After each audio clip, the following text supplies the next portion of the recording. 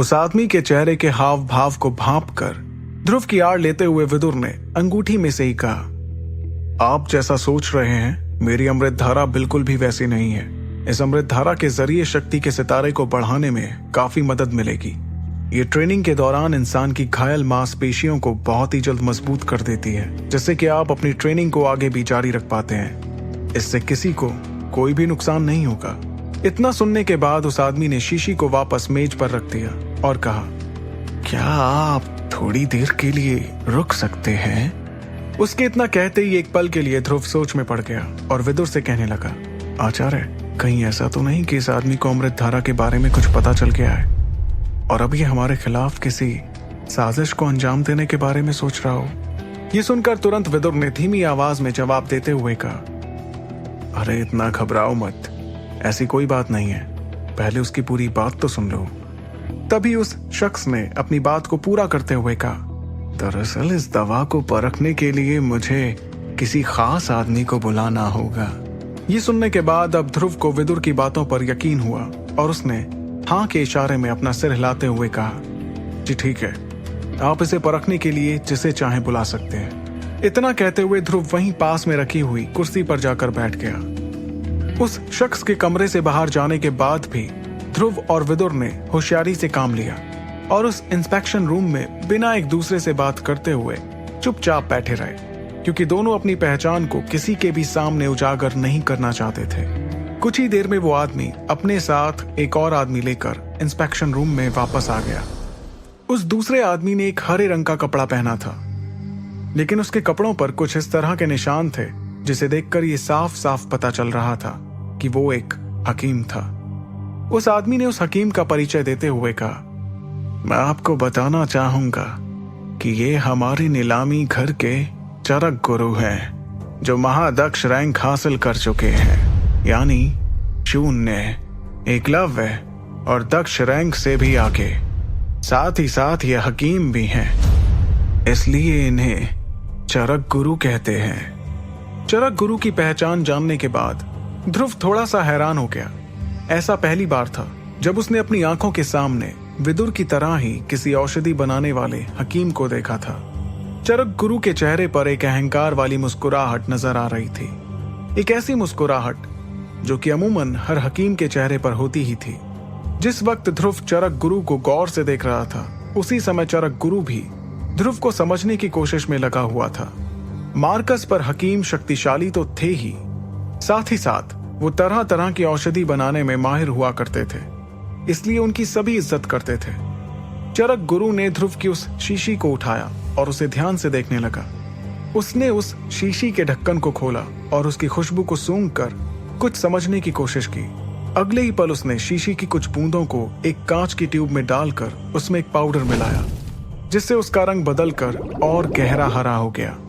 उस अमृत धारा की सिर्फ 2 बूंदों को परखने के बाद ही चरक गुरु के चेहरे का रंग उड़ गया था। अब उसकी नजरों में ध्रुव की अहमियत बढ़ गई थी।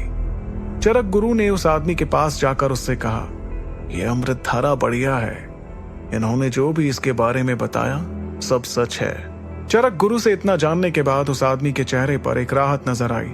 उसने गहरी सांस ली और ध्रुव के पास आकर बोला, क्या आप इस अमृत धारा की नीलामी के बारे में सोच रहे हैं?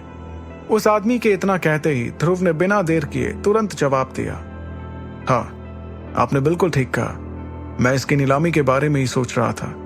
क्या आप इसकी नीलामी जल्द से जल्द करा सकते हैं? ध्रुव की इस उत्सुकता को देखते हुए उस आदमी ने तुरंत ध्रुव के हाथों में एक काला कार्ड थमाते हुए कहा, हाँ जरूर, क्यों नहीं, आप इस कार्ड को अपने पास रख लीजिए और उस हॉल की ओर चले जाइए। इस वक्त हॉल में नीलामी चल ही रही है। अगर सब कुछ ठीक रहा तो आपकी इस अमृत धारा को भी वहां पर कोई ना कोई खरीदार जरूर मिल जाएगा। उसके इतना कहते ही ध्रुव ने हाँ के इशारे में अपना सिर हिलाया और जरा भी देर ना करते हुए उस काले रंग के कार्ड को लेकर हॉल की ओर अपने कदमों को बढ़ाने लगा।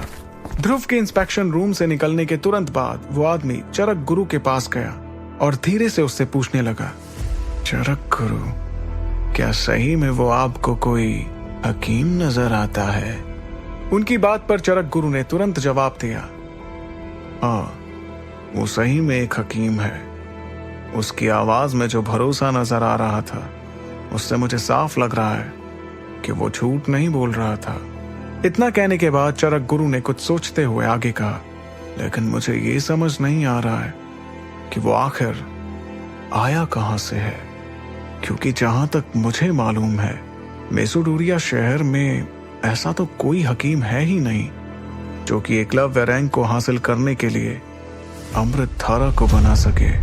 चरक गुरु की इस बात पर उस शख्स ने तुरंत सवाल करते हुए कहा, अगर आप कहें तो मैं उसके बारे में कुछ पता लगाने की कोशिश करूं।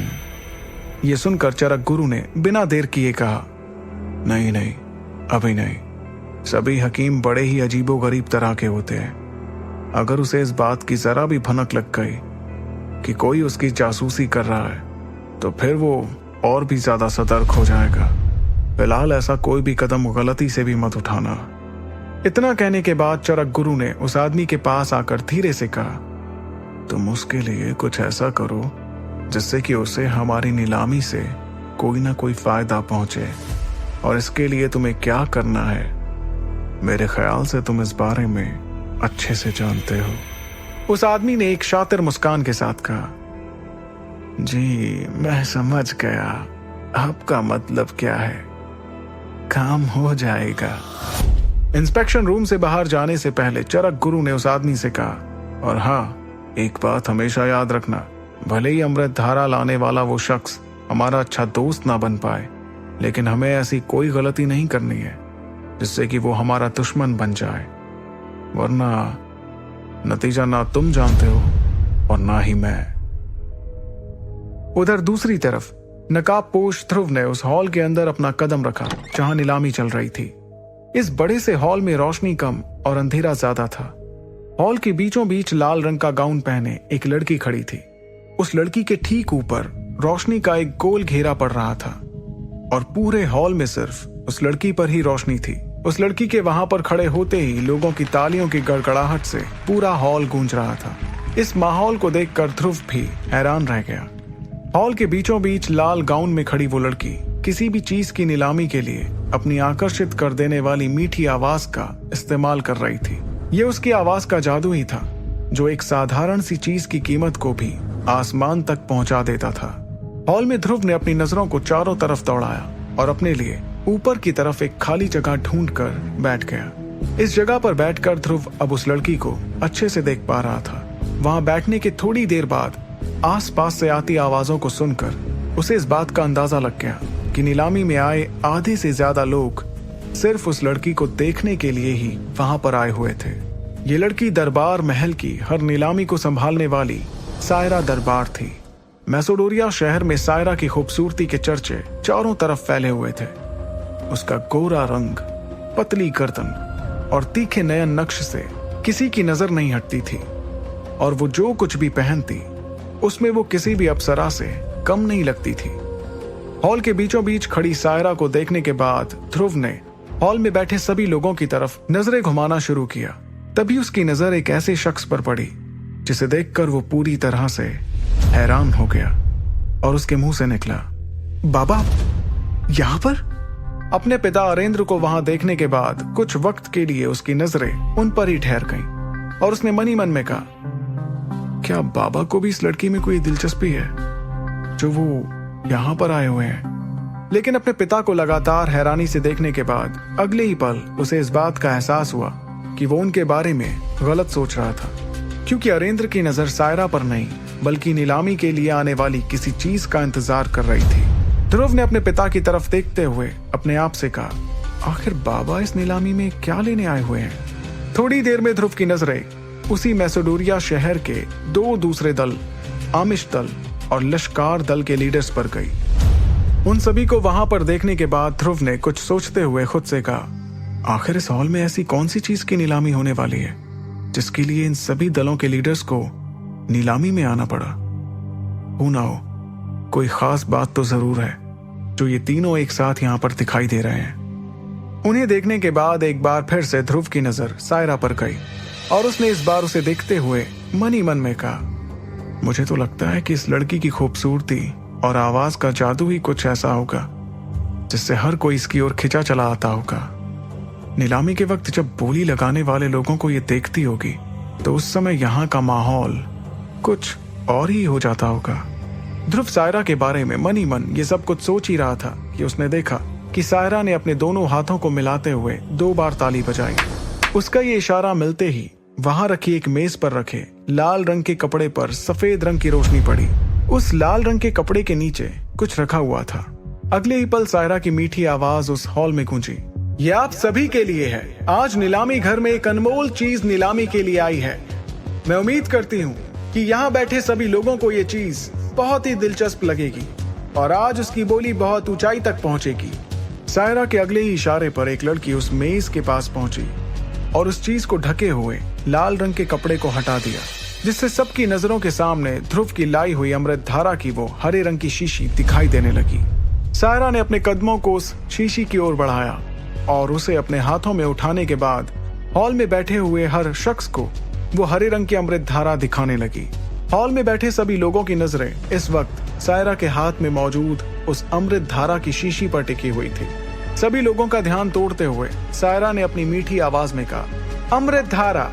इस शीशी में आप लोगों को जो हरे रंग के पानी जैसी चीज नजर आ रही है उसे अमृत धारा कहते हैं। यह अमृत धारा एकलव्य रैंक के नीचे के लोगों के लिए बहुत ही फायदेमंद है। एकलव्य रैंक को हासिल करने के लिए जो लोग मेहनत कर रहे हैं उनकी ट्रेनिंग में ये बहुत मदद कर सकती है। अगर यहाँ बैठे लोगों में से कोई अपने बच्चों या पोते पोतियों को जल्द से जल्द एकलव्य बनते हुए देखना चाहता है तो ये उन लोगों के लिए बिल्कुल सही चीज है। सायरा के मुंह से निकलने वाले एक एक शब्द ने उस हॉल में आए हुए सभी लोगों को उसकी बातों पर सोचने के लिए मजबूर कर दिया था। सायरा नीलामी के दौरान जैसे जैसे लोगों को अमृत धारा के बारे में बताई जा रही थी सभी उसकी बातों में खोते जा रहे थे, लेकिन कुछ लोग ऐसे भी थे जो इस अमृत धारा के बारे में जानना चाहते थे। उन्हीं में से किसी एक ने सायरा से सवाल किया, अमृत धारा तो क्या ये सही में शक्तियों के सितारे को जल्दी जल्दी बढ़ाने में मदद करती है? इस सवाल के जवाब में सायरा ने बड़े ही प्यार से मुस्कुराते हुए कहा, जी हाँ, बिल्कुल सही। इस अमृत धारा की जांच हमारे चरक गुरु ने की है। इसे अपनी शक्तियों को बढ़ाने के लिए इस्तेमाल किया जा सकता है। इसमें किसी को कोई भी परेशानी नहीं होगी। इस बात के लिए मैं आप सभी को भरोसा दिलाती हूँ। सायरा ने जैसे ही अमृत धारा पर भरोसा दिलाने के लिए चरक गुरु का नाम लिया, उसके बाद जिन लोगों को इस पर थोड़ा बहुत शक हो रहा था अब उन्होंने भी इस बारे में सवाल उठाने बंद कर दिए। यहाँ हर कोई जानता था कि चरक गुरु की जांच की हुई औषधि कभी भी गलत साबित नहीं हो सकती थी। यहाँ तक कि हॉल में मौजूद तीनों दलों के लीडर्स भी चरक गुरु को बहुत मानते थे। अमृत धारा के लिए इस तरह का माहौल देखकर अब कोने में बैठे हुए नकाबपोश ध्रुव ने एक गहरी सांस ली और मन ही मन कहा, ऐसा लग रहा है कि आज अमृत धारा के लिए बहुत बढ़िया बोली जाने वाली है। मन ही मन खुद से इतना कहने के बाद ध्रुव का ध्यान अपने पिता अरेंद्र की ओर गया। उसने अपने पिता के चेहरे को ध्यान से देखने के बाद गौर किया कि वो शायद अमृत धारा में दिलचस्पी ले रहे थे। इधर जैसे ही सायरा ने अमृत धारा से जुड़े सभी सवालों के जवाब दिए, हॉल में से किसी की आवाज गूंजी, 8500 सोने के सिक्के। तुरंत ही किसी और ने भी अगली बोली लगाते हुए कहा, 9000 सोने के सिक्के। अमृत धारा के लिए बोली की कीमत बहुत ही जल्द बढ़ते हुए 13000 सोने के सिक्कों तक पहुंच गई। भले ही इस अमृत धारा को खरीदने के लिए शुरुआत में अरेंद्र के चेहरे पर काफी दिलचस्पी नजर आ रही थी, लेकिन इस वक्त वो सिर्फ बोलियों की कीमतों के थमने का इंतजार करते हुए दिखाई दे रहे थे। आगे की कहानी जानने के लिए सुनते रहिए सुपर योद्धा, सिर्फ पॉकेट एफएम पर।